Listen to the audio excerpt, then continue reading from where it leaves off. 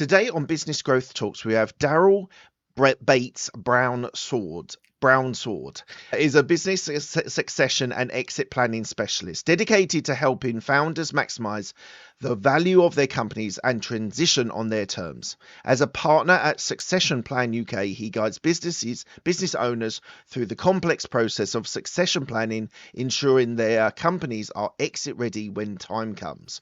With over 20 years worth of experience, Daryl has built two multi-million turnover international businesses, one of which now operates in 16 countries. Originally from Australia, he started his career as a mechanical engineer in the power industry before moving to the UK in 2003. His expert lies in business strategy, systems thinking, and leadership, helping mid-market businesses owners create sustainable, scalable, and sellable companies.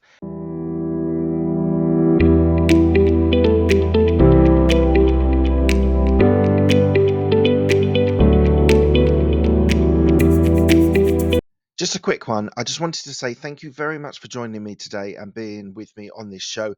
One thing that is really, really important I want to share with you is this show is growing really well, and I'm so proud of it, and I'm so pleased that you're enjoying this content. But if you could please hit the follow and subscribe to this channel, it will really help the channel on its being able to grow and the people that we can have on this show.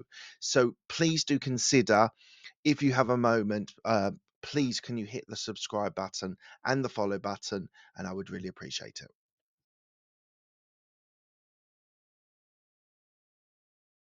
Hey Daryl, how are you today? I'm very well. And when I hear that, I feel like I'm being set up for an award, like an Academy Award or something like that. And it's just too much. I need to change that intro, don't I? It's a way. Unfortunately, I don't have the award for you. It'll be in the post. Don't worry. Okay, great. Fit in an envelope through the letterbox, no doubt. I'll maybe get you a little Lego one that I can share with you. Wonderful. Well, thank you, Daryl. Thank you for joining me today. Really fascinating story that you've got when it comes to running businesses, being involved in businesses, your early roles that you had as a mechanical engineer, and the whole idea of exiting. I think one of the questions is going to be about when we should think about exiting, and I've interviewed a few people who are exit specialists, so hopefully there'll be consistency, but I'm really looking forward to talking to you today. The first question I ask all of my guests is, what does a business mindset mean to you? So when you say business mindset, you mean as in the owner of a business? Is that what we're... So if... Yeah, predominantly yes, because my audience are entrepreneurs and business owners, and the whole idea of the premise of the question is that mindset that you need to be successful in business, I suppose, is where I'm leading towards. I've got a two-tier answer for you. So that's what immediately comes to mind. So part of it, the first thing that leapt out at me when you said business mindset was you made the choice to not work for someone else and to run your own business. So for me, that meant you're basically taking full responsibility for your own income and generating your own income rather than working for someone else and getting a wage or a salary for working for someone else. So you take full responsibility for the value that you bring into the world.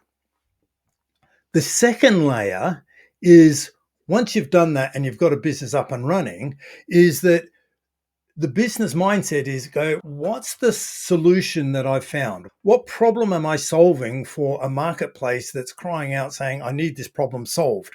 And how do you inform that marketplace around that problem that you're solving? And here's your solution that is the answer to all their prayers. That's my business mindset, is perhaps problem solving and understanding identifying problems that need to be solved and a solution in a way that no one's done it before. In the best case scenario. Problem solving is a really interesting point, because we start businesses to solve either a problem that we're experiencing or a problem that other people are experiencing. And that's often why we start. And probably the best reasons why we start a business is because you're either solving your problem or you're solving someone else's problem that you know. What would you say, starting a business? Let's just think about this from a starting point. So starting a business, if someone is out there who hasn't started a company yet and they're thinking, I have this idea, but I don't know what to do first. What for you is the thing that you think they should do first, even before they even start a Okay. business? So I reckon there's two ways to start a business on this line of thought, if you like. You've got a new way to solve a problem that no one's figured out before. Or it's a new way, it's an efficient way. There's something about the way you solve a problem that no one else is doing. Or you've got access to a new marketplace with an existing solution that no one has figured out before. So once you've got a product, that's your solution is the product, and a route to market, you need those two things together to complete your business opportunity. So you Right. need a product and someone to sell it to, or a solution and someone to sell it to.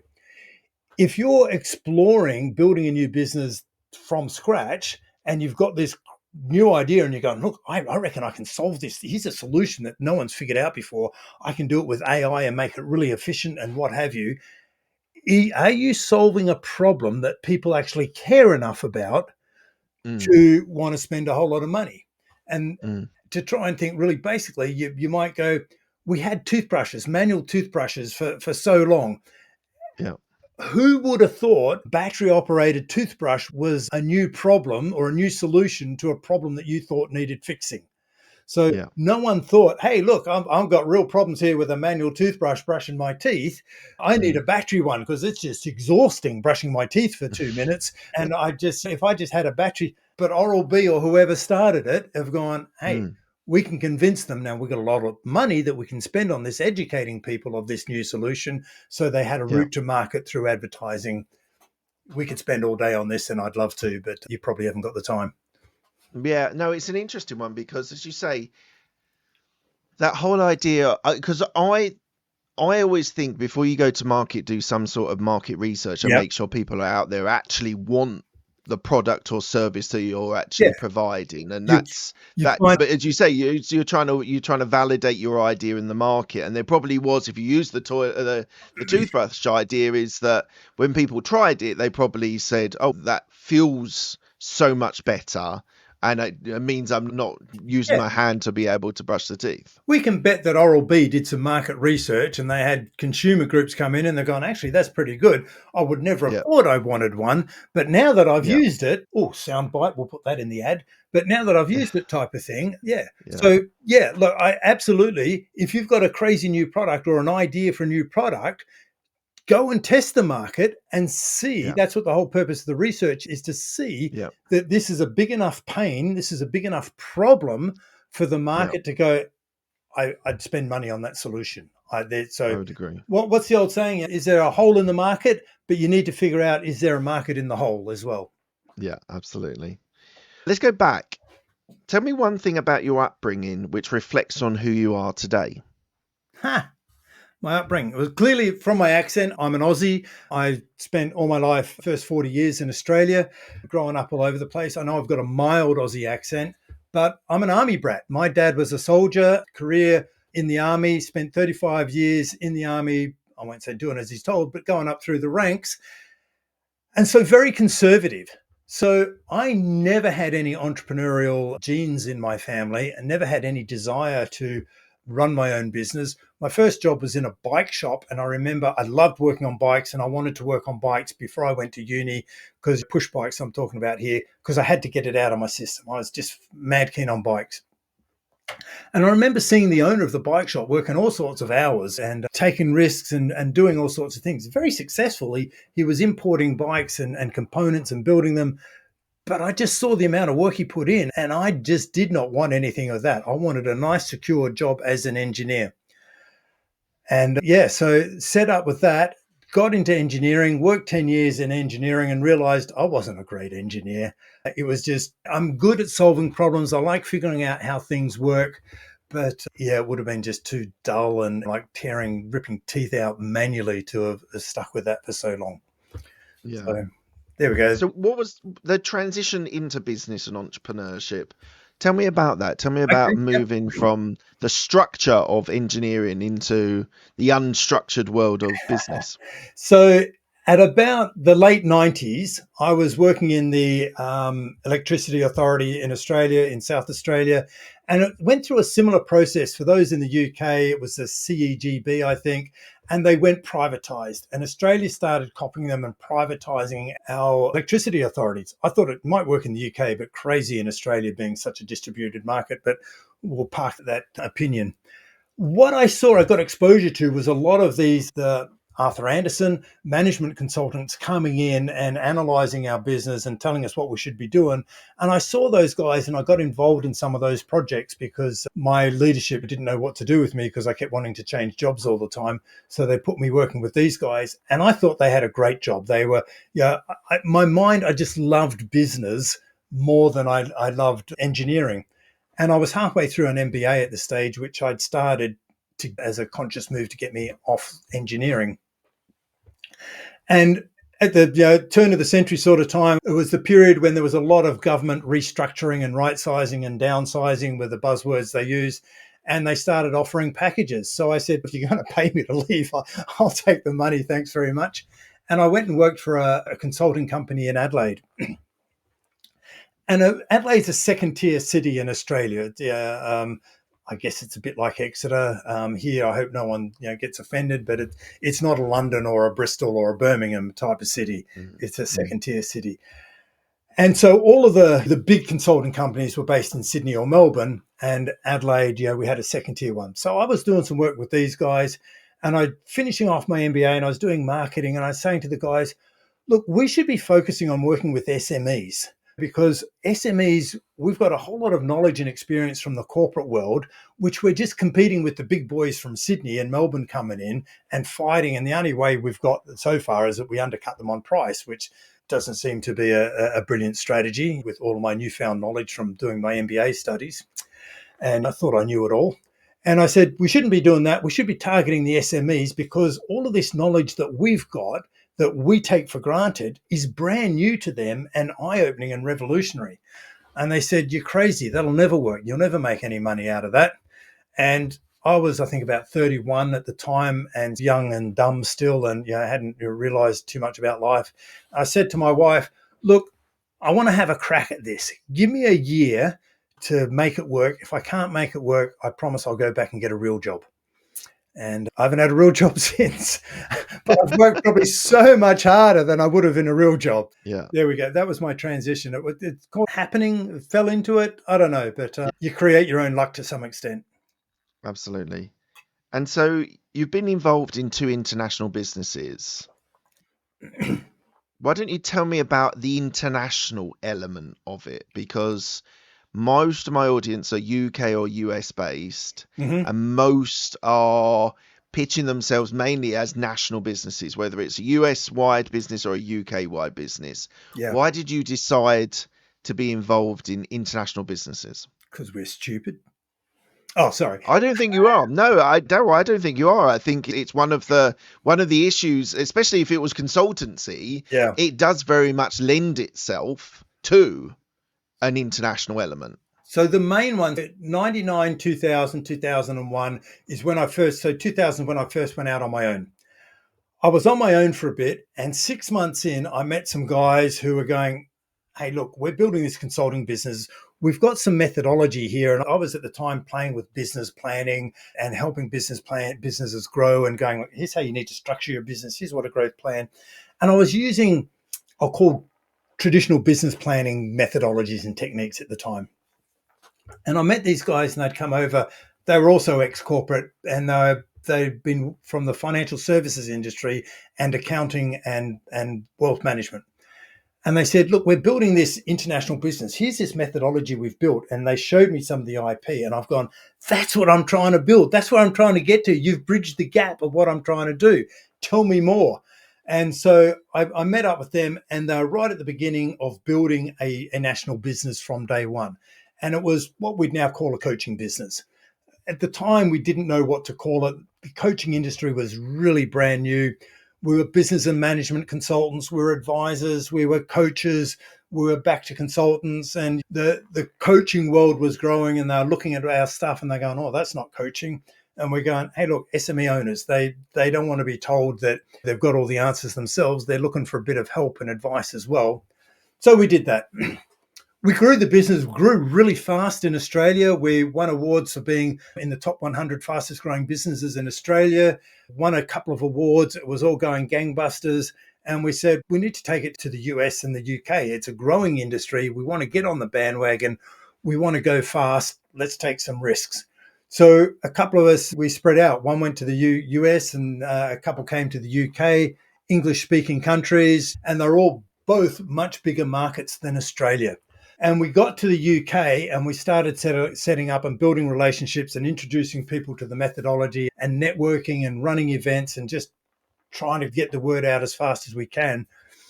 And we had this experience once, and it was Aussies over here in the UK trying to help and make a difference. And we're getting the feedback. And we said, I guess it's a bit like in Australia. If someone from, I don't know, Fiji came across and said, we've got this fantastic new idea, would we listen to them? Would we give them the time of day up front, or what is it? So it was harder work getting up and going here. But yeah, we brought on some local partners as well, and we grew it from there. And yeah, just scaled through relationships and networking and using our methodology. Because we had a methodology and our own IP, intellectual property, we could teach people how to deliver and sell the methodology, which was an easier way to show them and teach them how to coach rather than just go, look, you need all the business skills, here's some coaching skills. And that's how we grew the business. I've got a sense that the follow-up question is going to be, what the hell happened to that business? And I'll volunteer it and go, look, we weren't great at following our own advice. We were ambitious, we were young, we were growing fast, we were taking risks, we were going gangbusters, but we didn't adapt to the marketing as needed to be with internet style marketing and social media marketing. And we were relying too much on referrals, and it dried up and basically we imploded. We just didn't follow our own advice as much as we should have. So it's a tough lesson learned, but we went out the back door, frankly. That's what happened there. Thank you for sharing that. Thank you for your honesty and openness. So let's get on to where you currently are. So tell me about Succession Plus UK.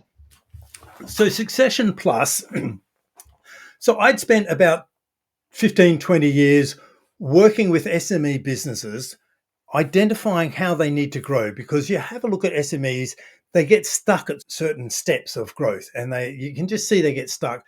About £1 million is the first real one of where they get stuck. And if you have a look across the landscape, there's so many businesses in the UK that are doing about £1 million, and they've been there for a number of years. And it's an inflection point where they need to change something dramatically about their business. The step before that is about 300 grand, where they need to make another change.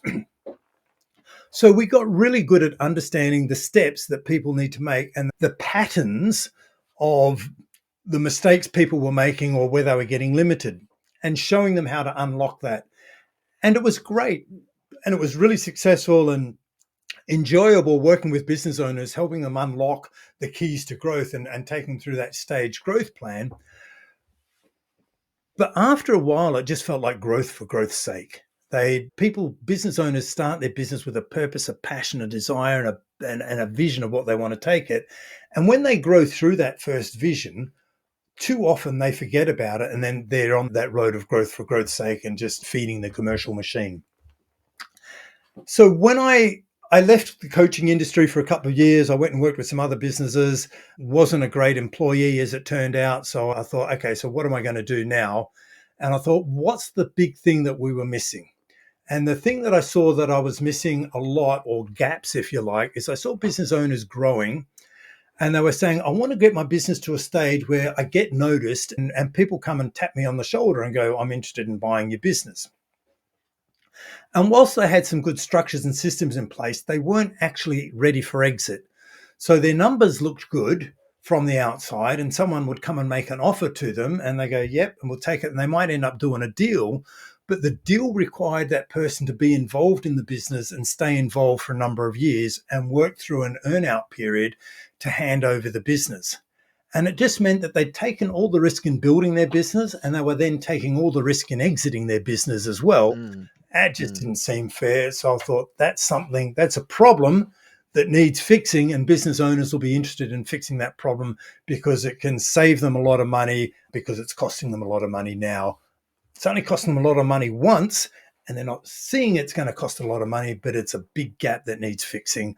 And the stats show that 4 out of 5 businesses in that SME marketplace fail to secure a deal. So that's what we're trying to fix. How business owners been building, growing, developing their business for a number of years. They have an expectation, an anticipation that they're going to exit the business one day. They've got this imagination that they're going to sell their business, get a pocket full of cash and ride off into the sunset and live happily ever after. And only 1 in 5 are doing that. And we need to change that to 4 in 5 are doing that.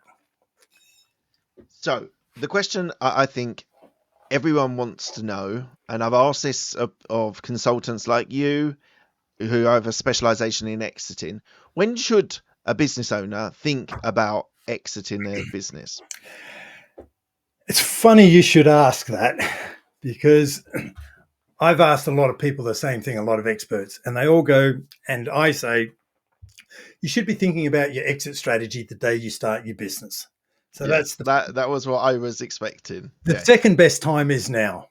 And let me try and make that meaningful rather than it sounding like a pitch for my services that you need to be using an exit planner.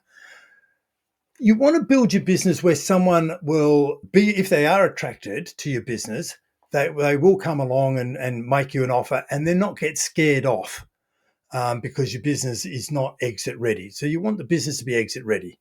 You want to make sure that your business is prepared. Like 55% of business exits are unplanned, is from our information. So that's death, divorce, disability. They're unplanned exits. So in the unfortunate event of an unplanned exit, what's going to happen to your shareholders, your family, the people you leave behind or can no longer go, that are going to be affected by your inability to keep working?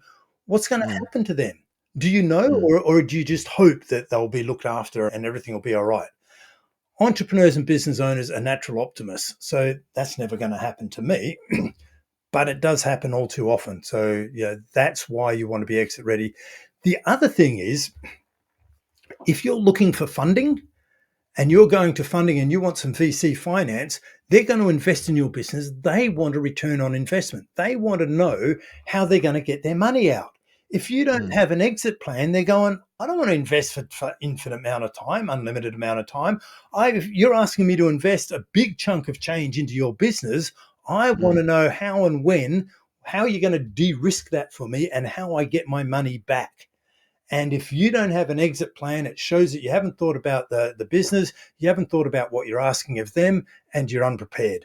And that's why so many don't get funding. But Daryl, the interesting thing about exiting, there's different options to exit. So one is that you sell it to Google and you make millions of pounds and everyone's very happy in that. But actually, in service-based industries, for example, which are a little bit harder to get investment in and be able to exit and sell, the idea might be, I want to employ someone to be the CEO and I take a massive step away from a business. So you're employing people to run the business, the day-to-day running, and maybe you stay on as a chairman or as an executive director or something. Yep. Is there any more? Is there what's that idea of actually outsourcing the business to someone else versus actually selling to a larger company? So you're dead right. There are a number of ways you can exit your business. Another one, the one I thought you were going to lead into then, was selling it to the employees, which is another option. Yeah. But let's go with this one first. When I'm working with business owners, I go, look, there's actually about 4 or 5 exits. Exit planning is not just a once and done type of thing. It doesn't have to be terrifying like that. Before you get there, you've already done a couple of exits. And whether we want to call them succession or exits, let's not get pedantic about that. But when you started the business, you were doing everything. You were the person that's doing all of the on the tools work. So your first exit is getting off the tools into a management type role.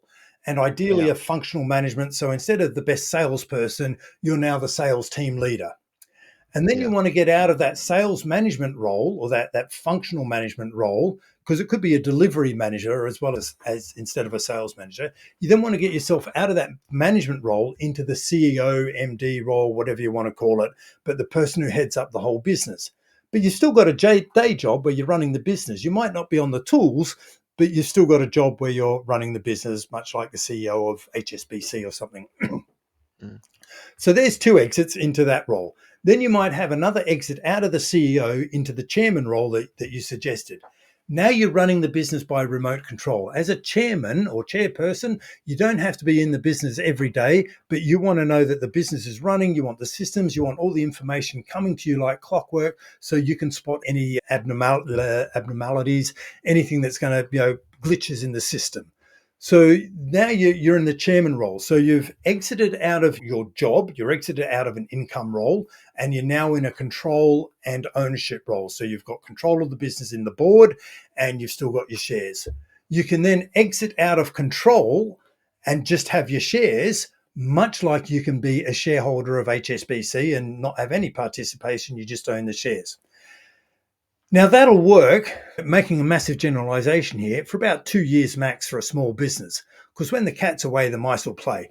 And if you're an absentee business owner and you're just going, hey, look, I've built the business, I own the shares, I'll just live off the dividends for years and not have any involvement, the people in the business in the small to medium business will go, what are we doing all the work for and making all the money for him? We can do just as well. And things happen. And I've heard just way too many stories of basically being locked out of your own office and dividends not being paid and what have you, or setting up in competition, walking off with your clients, all sorts of things. But you might have had 2 good years out of it, shall we say.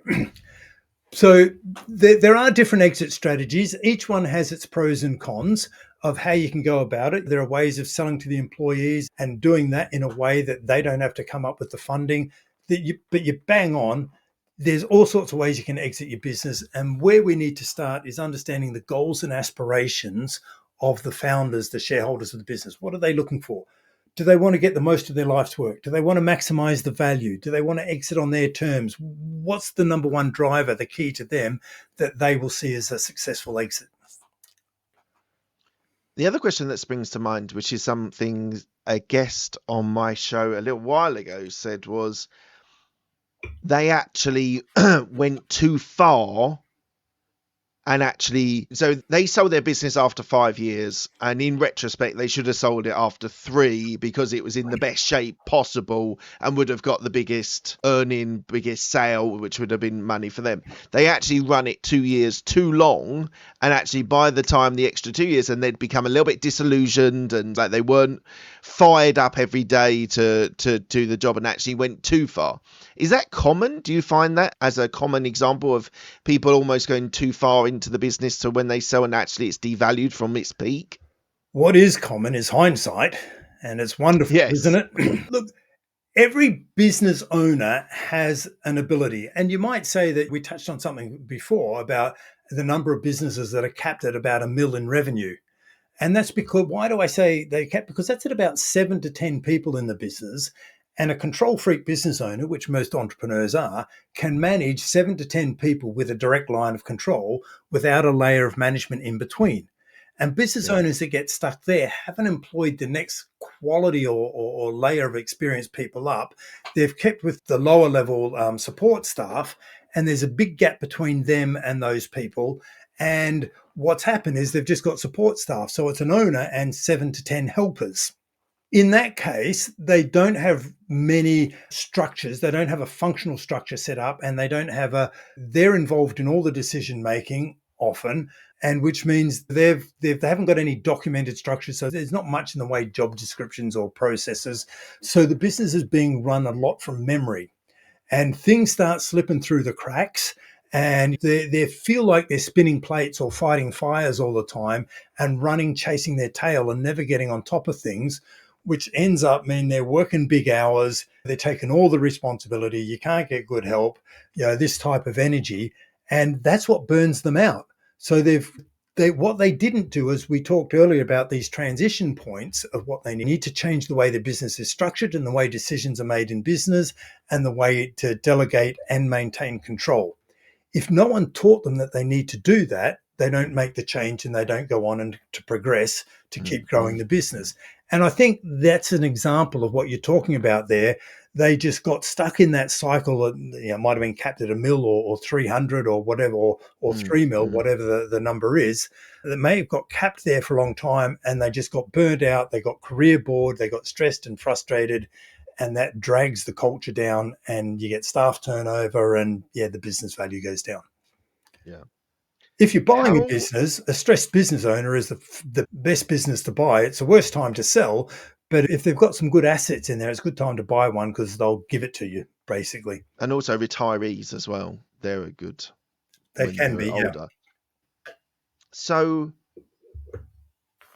in the realities of what most business owners that you work with face, when they're thinking about their exit, how often is it people coming to them or you wanting to buy the business, or you reaching out to people that are in your network that they might want to buy that business? What sort of level is it? Either them reaching out to you or you reaching out to them? Okay.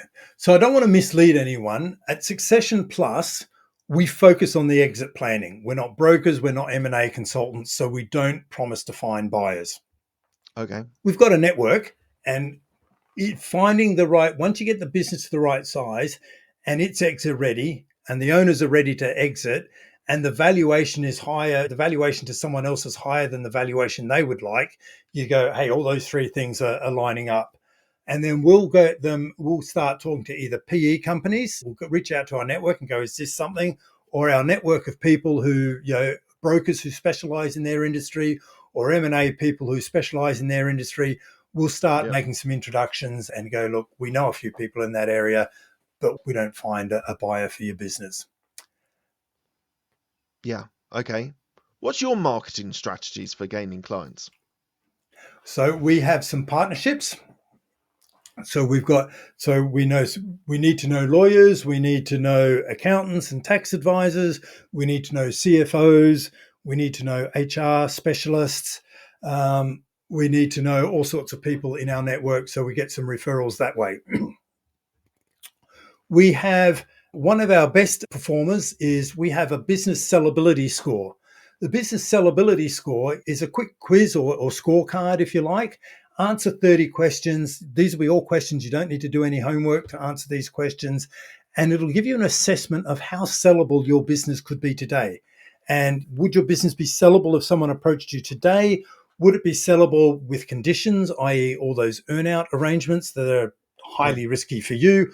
Or would it be, hey, green tick, gold star, your business is sellable today, happy days, you don't have to sell it, it's highly attractive to an acquirer or a buyer. And that's the business sellability score. We don't charge for that. And that's one of our big marketing tools that we focus on. We do webinars as well. And I've also got a podcast called the Exit Insights podcast. So we've got a number of channels that we reach the market. When I was doing the research, it said you had a 21-step methodology for Succession Plus. Yep. So tell me about that. What's part of that methodology? So that's us following our own process. What do I mean by that? To increase the valuation of a service-based business, you want the business reputation to be based on the business, not Daryl who works at the business or Mark who works at the business. You want the reputation of the business to be based on your IP, your intellectual property. So many service-based businesses rely on their people and their knowledge and their experience and their personal networks to win work. But if they leave your business, they take that work with them often. You can have laws and agreements and contracts in place, but the reality is the clients are coming to the person, they're not coming to that business. That'll devalue your business significantly. So what we want to do is go, how do we get people to come to your business and how do you get known for your product, which is your solution to the problem that you solve? How do you get known for that? Our IP is based around the 21 steps of what you need to do to get exit ready and exit attractive. And it's broken down into 5 stages. The first one is, let's identify the value you've got. What have you built already and what could it be worth? let's protect what you've already got. Let's make sure that if you did have an unplanned exit today and the worst should happen to your business, whether it be a business risk or a commercial risk, let's make sure that we protect what you've got and we de-risk that as much as possible. Now we've built a solid foundation. Let's see what we can do to maximize the valuation. That's stage 3. Let's build your tangible assets and your intangible assets. So this is where we build your IP and help you systemize your business and build your brand and what have you. And then once you've done that and you've built your succession plan and your management team are running the business and your management and leadership team have got a systemized approach to show how you're incrementing towards your vision, then you're systemized and you maximize your valuation, you've maximized your profitability, and you've got a high multiple, you've got a higher than standard average industry multiple. Then you're ready to extract the value from your business. So there's another stage in the process, which is the stage of where you get involved with a PE or a broker or an M&A person and actually do a transaction. That's stage 4. Stage 5 is when you want to manage the value. Hopefully, if you've done everything to plan at this stage, you've got a big, fat, healthy bank account. It's a bit healthier than it's ever been before. How do you manage the value? You need to start thinking about generational wealth. You've made all the money in this generation. The next generation, we want to see you. How do you set your family up so that you've left a legacy with your family so the third generation doesn't blow it? And so they're the 5 stages spread over the 21 steps. So it's systemized, structured. We've got tools in every step along the way. And that's how all of the advisors in our business work. So we've got a consistent, repeatable, reliable approach to getting you exit ready. How do you value a business? It's a bit of a black art. It depends on the industry they're in. It depends on a whole lot of factors. When we do an analysis, we take about 400 data points to put all the bits and pieces. So you assess, the biggest thing you're doing is you're assessing the revenue stream of the business.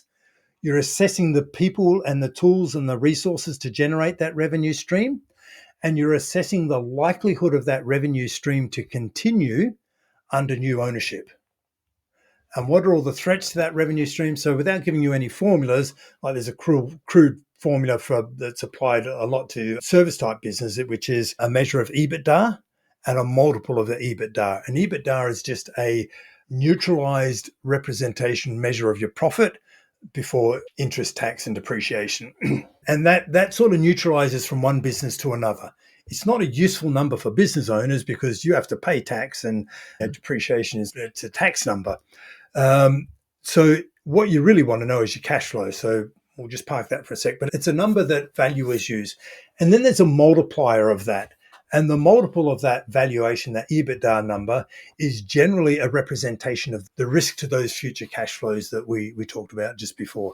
So there's the people who come up with these multiples will assess your industry, the risk in your industry, the risk in the economy, the risk in your country, the risk with the owners and the leadership, and they'll come up with a number and arrive a reasonable and fair multiplier of the EBITDA, which will determine how many times that multiple will be paid, which is a representation of the business, which is fairly universally accepted.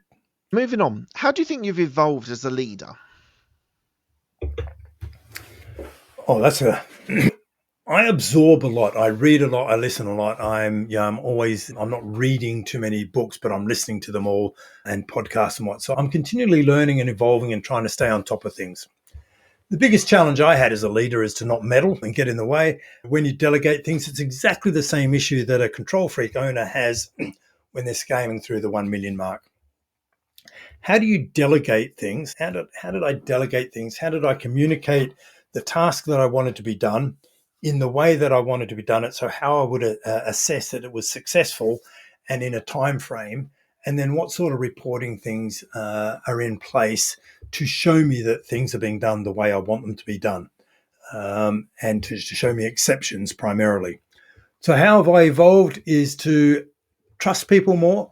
Trust people once I've trained them and set the expectations. Most people want to contribute, they want to add value, and they only can do that if they know what the value is that they need to add, so that the vision of the business and where it's headed. So set people on the direction, and then they will follow you if you can inspire them. So my job as the leader is to inspire them, set the direction, give them the skills, and get out of the way, and then just monitor Get out of the progress. way. It's so important, isn't it? That whole idea It's easy to of say, it absolutely is, but it's a lot different to actually doing rather than writing it down or saying it. So yeah, I totally get to that. give them and monitor so that you're getting the exceptions if it goes Yeah. astray.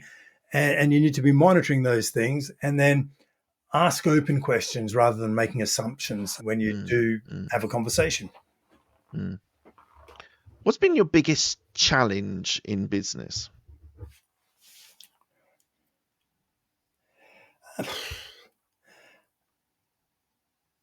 This week, Yeah, why not? Let's do it this week. What's been the biggest challenge this week? the biggest challenge the biggest challenge for me was when I moved from Australia to the UK. It was harder than I thought it would be. I assumed that Australia's Brits have got a great heritage between them, and we speak the same language. We're both Commonwealth, but there are subtle cultural differences that I was just Mm, missing. Yeah, mm, look, the hardest challenge for me was to learn the way to adapt selling and sales and relationships in the UK compared to and embracing my what is perceived over here to be very direct style. And some people love that direct style and some people don't. And to learn to see what was going on, I guess, was my biggest business challenge.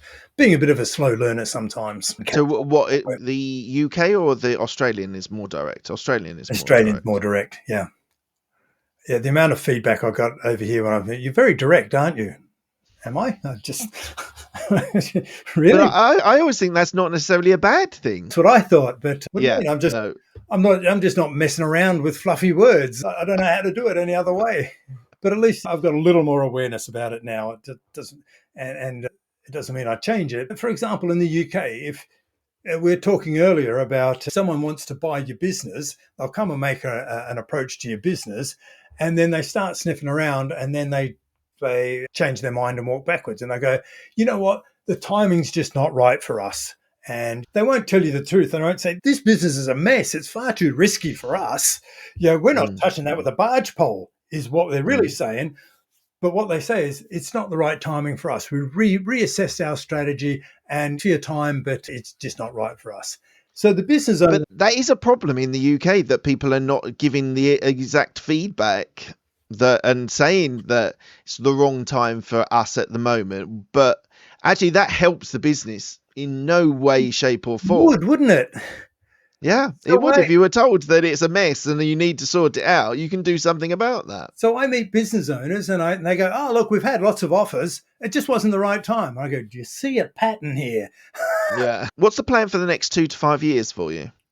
2 to 5 years. We are building a digital version of our product and making it available wholesale. So other exit planning advisors around the world can access our 21 steps on a digital platform and help them set up their own exit planning business and help business owners get the most from their life's work.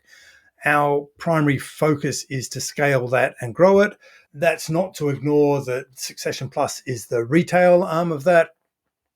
And we love working with clients. We love getting involved and helping them and preparing their business to meet their goals and aspirations and do our part in changing the 1 in 4 successful exits to, if we can nudge that up even a little bit, we'll be Yeah. pretty happy with the progress. Amazing. Look, we're coming to the end of the interview. I ask the same 6 questions to all of my guests. They're quick fire questions. They don't need a quick fire answer. The first question is, what's the best decision that you've made? Oh, the best decision I made is when I said to my wife all those years ago, give me a chance. Let me see if I can do this. If I can't do it, I'll go and get a real job. So going out on my own and actually having taking the risk and doing it, I think. Amazing. What's the best piece of advice you've been given? From a business context, hire sooner and fire sooner was one of my first clients. Actually, I'm going to double that up. One of my clients said, hire sooner, fire sooner. And I've always remembered that. And it's always looked after me. And I use it and I use that to help with clients as well. The other one was one of my early clients, and he helped me with sales. And he said, Daryl, if you want to build long lasting relationships with your clients, You got to sell them what they want so that then you can build the relationship with them to sell them what they need. And I've gone, it's valuable. Thanks, Chris. But sell them what they want before they sell them what they need. Clients have a problem that they know they're aware of that's causing them pain at the moment. That's what they want. That's the solution they want today. As an advisor, you can often see past that and you can go, yeah, that's not the real issue in your business. Fixing that's not going to solve the whole problem. What you really need to do is to do this. If you try and sell them the whole bit at the beginning of the relationship, they don't know you. You're asking too much too soon. Sell them what they want, solve their immediate problem, help them build credibility, build trust to enable you to then go, look, here's the bigger problem we need to fix. We fixed this one. We fixed the leaking roof in your house, if you like. Now we need to fix the crumbling foundations. Interesting. And often business owners are not aware of what they actually need. No, well, it's hard to see the wood for the trees. When you're stuck in the thick of it, it's often hard to see that, even if they've been able to extract themselves and do some self-evaluation. And it's still hard when you're in the thick of it. Yeah, I'd agree with that. And if someone... If you've got an advisor that's working on these problems every day, they've just got more experience at fixing that problem. They've got no idea how to run your business, but this area of their expertise, they're pretty good at. Yeah. Yeah. Who's the person that's helped you most in your career?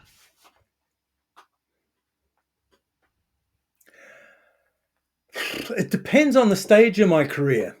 In the early days, the guy at the bike shop who gave me a job was a massive help because he gave me, he was the first guy that said, let's take a punt on this guy. I was young and dumb and keen and willing to work hard, but I just needed, someone to, take me up on that. I got exposure to what a business owner was like, and he was a good leader and a good guy. Then in my engineering career, one of the directors of the business,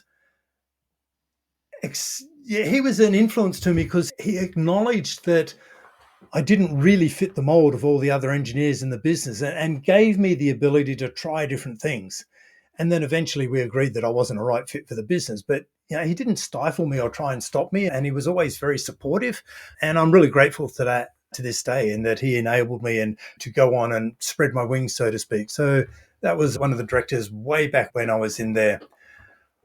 Throughout my consulting career, I've had the benefit of so many clients, the best clients I work with, where I learn as much from them as they learn from me. And they're the relationships that tend to last a lot longer, and they're rewarding for both parties. So I've got a few of those, handful of those. I mentioned Chris earlier, who taught me sell them what they want, sell them what they need. He was the first one, and there's been a handful since over the years of clients of that caliber that we just gelled, we clicked with, and we're able to have a really supportive, valuable relationship over multiple years. Amazing. Thank you for sharing that. Tell me about a regret that you have.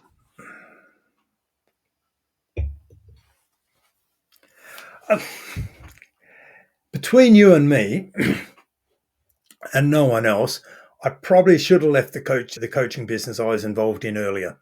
I could see the writing on the wall. I'm a loyal character by nature. Still believed in the vision, but I knew several years before I left that it just wasn't heading in the direction that it should have been, and I should have extracted myself sooner. Did you know that when you left, or has it taken a bit of reflection for you to come aware of that? That's a really good follow-up question, Mark. It was upon reflection and being honest with myself after. Yeah, I can get that. I totally get that. If you had to start over today, what's the first thing that you would do? With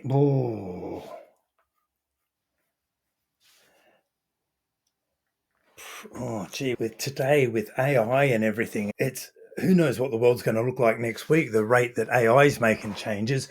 But I would probably want to make sure that I had some skills to build something as a digital or online product with utilizing AI or whatever the future of AI is going to be to solve a problem. So have more of a product than a service, I think, would be something that I would want to try and if I was to do it again differently.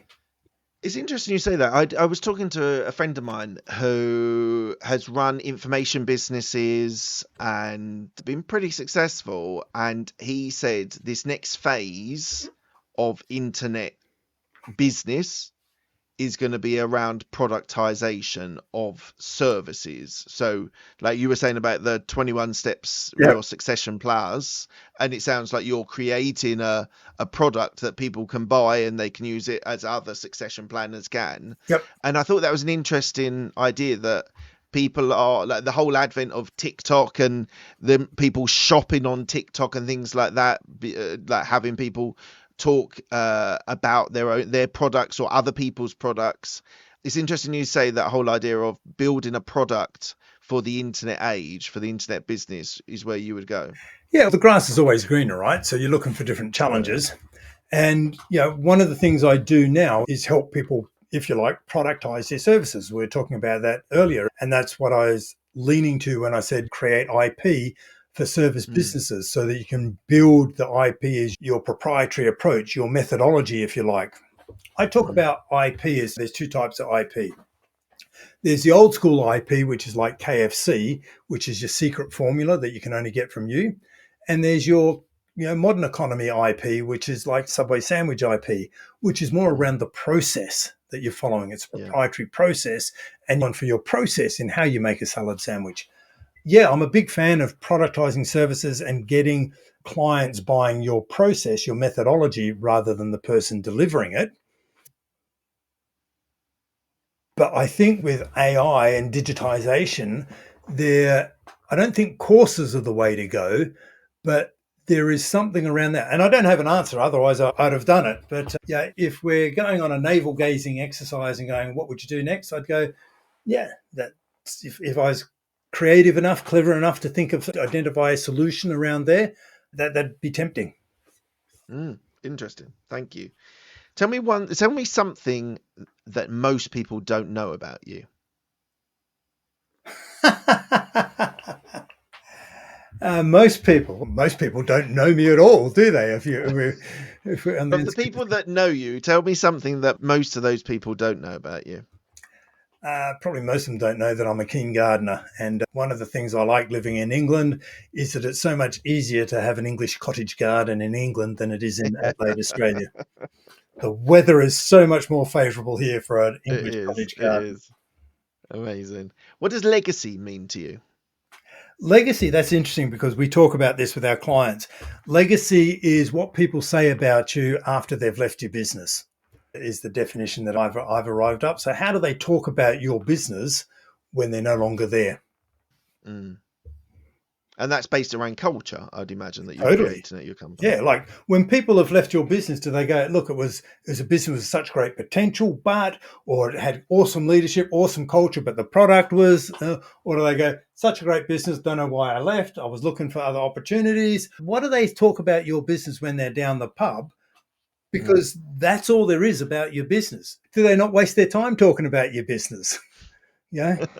Let's move on. Next conversation type of thing. What is it? How is it they talk about your business? That's what I think your legacy is. Amazing. And lastly, where can people find you if they want to find out more about you and your business? Best place is succession.plus is our website. Specifically succession.plus/UK, where I head up the UK site. If you're in the UK, it should go to the UK site generally. I don't know if my name's on the screen, that there is only one of me in the world, Daryl Bates-Brownsword, and you'll find me on LinkedIn. If you do any search, you're definitely going to get me because I'm the only one. So Daryl Bates-Brownsword. I spend a bit of time on LinkedIn. It's the only social platform I spend any work time on. And then I've got the Exit Insights podcast. Hope you don't mind me mentioning that here, where I talk about all things exit planning and what you need to do as a business owner to get your business to be exit ready when you're ready to exit, and making sure that you're in a position to negotiate a deal that's going to work for you. And that's what we talk about on the Exit Insights podcast. So amazing. And you can get that all on Apple and Spotify and all those good places. Absolutely. Yeah. The podcast is everywhere. Wonderful. Thank you, Daryl. Thank you so much for your time today. It's been absolutely fascinating speaking to you. I've loved your conversation, and thank you for being on my show. Thanks for having me, Mark. I have really enjoyed it. Cheers.